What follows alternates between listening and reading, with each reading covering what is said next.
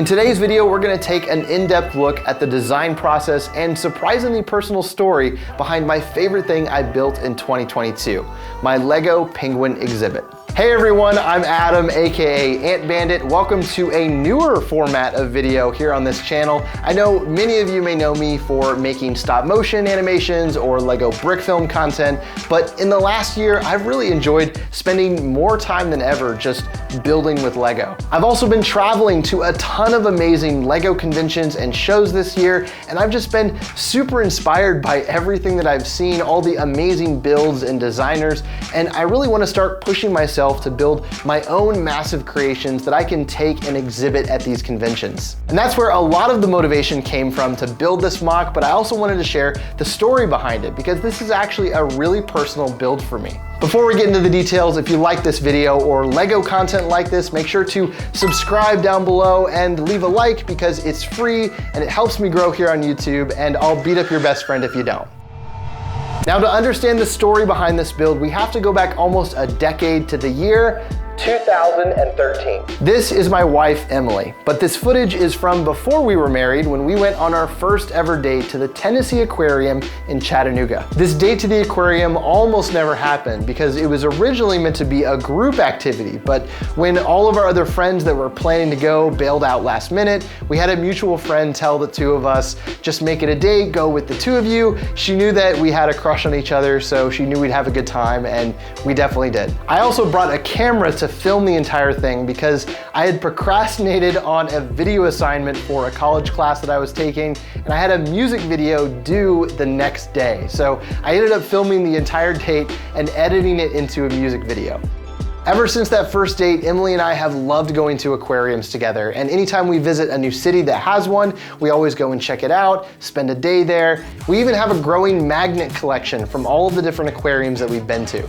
On top of all of that, I'm also passionate about marine biology and ocean conservation, so I figure that building a massive Lego aquarium layout with tons of different exhibits that I can take to conventions is not only the perfect thing to build together with Emily, but also the chance to build something that has never been done before at this scale in Lego. Now, we're certainly not the first to try building a Lego aquarium. There have been tons of amazing Lego aquariums and zoos put together by other Lego designers, but what Emily and I are trying to eventually accomplish is something much more expansive, with a huge SeaWorld style aquarium park with themed outdoor exhibits for each individual animal, all connected by pathways with facility buildings and a gift shop and just tons of detail over a massive layout that we'll be able to grow and add to as time goes on.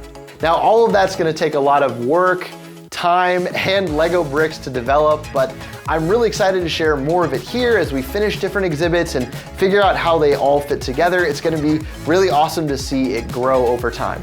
But it all has to start somewhere, so let's talk about our first exhibit module, the penguins. I started with a rough sketch of some of the key features I knew I wanted to include. Other than rocks, snow, and ice, I knew I wanted an underwater viewing area where we could see the penguins swimming around. I found this video of the outdoor penguin exhibit in the game Planet Zoo, which turned out to be a big inspiration for some of the landscaping features, and especially that above and below water viewing area. I also wanted to incorporate some design elements that I've come across in real life. For example, at the Georgia Aquarium, they have these small tunnels that you can crawl through and pop up inside these glass domes where you're face to face with the penguins.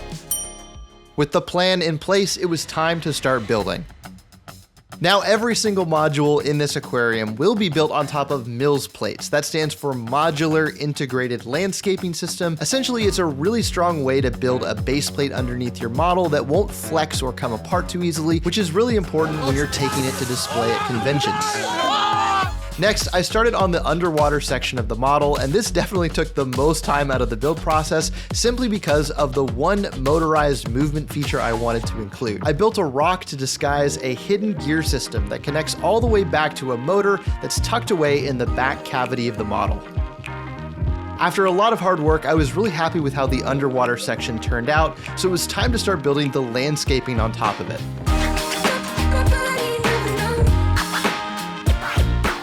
One thing I wanted to get across with the rocks and snow is the feeling that this is a man-made environment instead of a natural one. A lot of exhibits have features that are designed solely for the guest experience or just the practicality of taking care of these animals. For example, on the left side of the exhibit, I built a hidden access door for aquarium workers to use when they want to bring in fish for the penguins' feeding time. After even more hard work and lots of hours of building, I was finally done. So let's take a look at the finished penguin exhibit.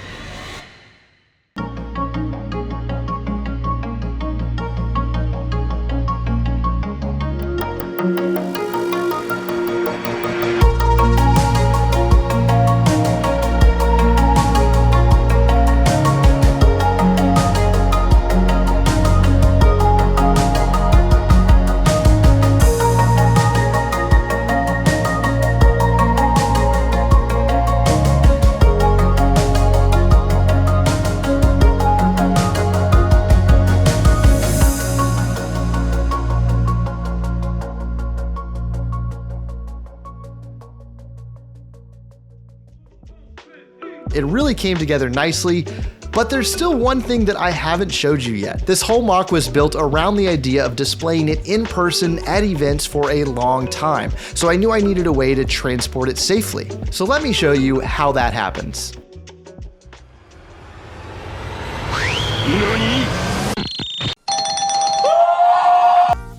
That's right, the entire model splits right down the middle into two very sturdy sections that can be transported separately when it's time to go to an event. Each half is built on its own 32 by 32 mils plate, which makes rejoining them really easy and straightforward. Another one of my favorite features came from my desire to have easy access to the on-off switch for the motor, along with the batteries if I needed to replace them during a show. So I included a hidden compartment behind the model that fits the power hub perfectly. That way it could be removed easily, but also tucked away so it wasn't visible just sitting behind the exhibit. Finally, here's a quick look at the modular pathway that sits in front of the exhibit. Now, this version of the pathway won't be the final design seen in the entire aquarium, but I really like the look of the masonry bricks turned on their side. So consider it a really close prototype to what you'll see connecting the entire layout.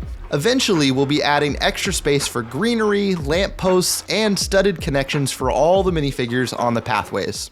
Overall, I'm really proud of how this penguin exhibit turned out as the first module in our big aquarium display. I had a great time taking it to Brickworld Chicago over the summer, and just seeing kids and adults come up and check it out in person was really awesome, and just makes me even more excited to expand it for the next LEGO convention. Let me know down in the comments what types of exhibits or animals or sea creatures you'd like to see us include eventually in this layout, or what kind of buildings or attractions, really anything at all. I'd love to get your input down below. And while you're down there, if you haven't yet, make sure to subscribe and like this video. Once again, I'm Adam. Thanks so much for watching, and I'll see you in the next one.